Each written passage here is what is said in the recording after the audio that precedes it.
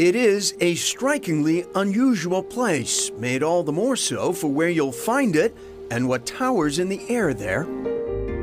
In Wilton, New Hampshire, we joined forester Swift Corwin and Krista Humboldt of the Nature Conservancy for a visit to Sheldrick Forest, a 227-acre preserve that becomes more and more impressive the deeper into the woods you go. So Swift, how old? Probably around 200 years old. And there are older trees than this here? Yes, there are some trees in here that are 340 years old. Wow. 350 years old. In other words, a mere 30 minutes from the urban sprawl of Nashua, New Hampshire, 200-foot-tall trees that predate the American Revolution. What accounts for the fact that these trees this close to an urban area have stayed here that long and not been forested? There's patches in here that were just hard to get to. They were remnant. It was just left alone. And that's the most amazing thing. Not quite. The more amazing thing is that 25 years ago, Swift Corwin was part of a team preparing to cut these trees down. The property had been passed from the longtime owners, the Sheldrick family. The new owner hired Corwin and a forestry team to inventory and tag trees in preparation for logging and development.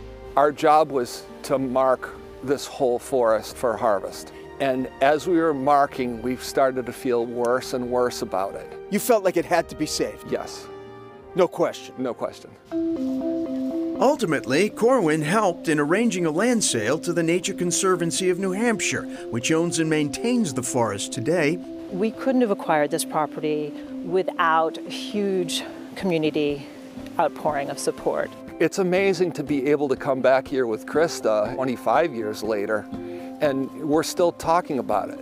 You feel really special about this forest, don't you? I do, yeah. Just 5 miles east of Wilton, we stopped in Milford, New Hampshire. Its bridge across to the town oval looked as landmarkish as ever, but it was another bridge just off the town center that drew us here this time. It's something you have to see. People have lived in town for generations and never been on the swing bridge. Come on. And I want to grab them by the ears and shake them and say, look, this is the coolest thing in town. It was built originally as a means of getting workers across the Souhegan River to the Milford Mills. 200 feet long and protected now on the National Historic Register, the present bridge was built in 1889 and is the third one on the site. First one washed away, second one burned down. This one's like 130 years. Stood this test of time. First steel version. Absolutely. The bridge is also affectionately known as the Swing Bridge. There's a certain place on the bridge where you can just bend your knees and the thing will start rocking. So this is the sweet spot. We've got to get it singing. It's going to make all sorts of noise. Okay, I feel a little stupid.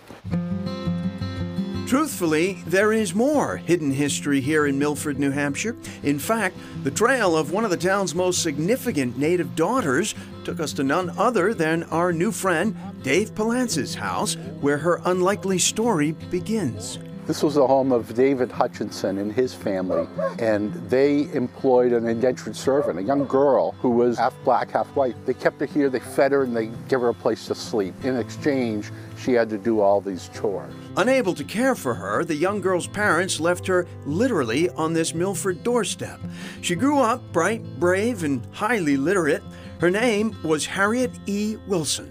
She wrote a book about her experiences as a free black in the still racist North, and in 1859 became the first published African-American woman novelist in North America. Against all the odds, she was able to publish a book. You know, nobody thought she was intelligent enough to publish a book. Jerry Ann Boggess, executive director of the Black Heritage Trail of New Hampshire, spent years researching Harriet Wilson and helped drive the effort that, in 2006, succeeded in creating a permanent memorial to her here in Milford. She is in a public space, and that's what we wanted.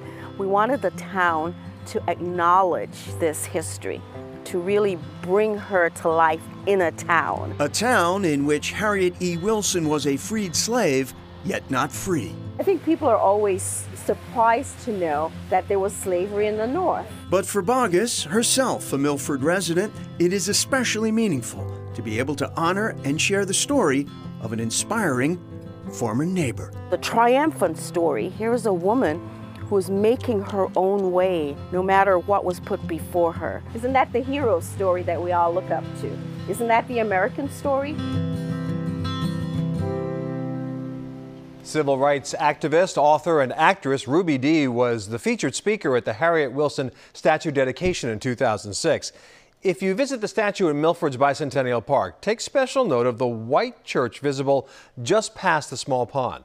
When Wilson worshiped at that church in the mid-1800s, she was only permitted to sit in the church balcony. Up next, finding the beauty in nature.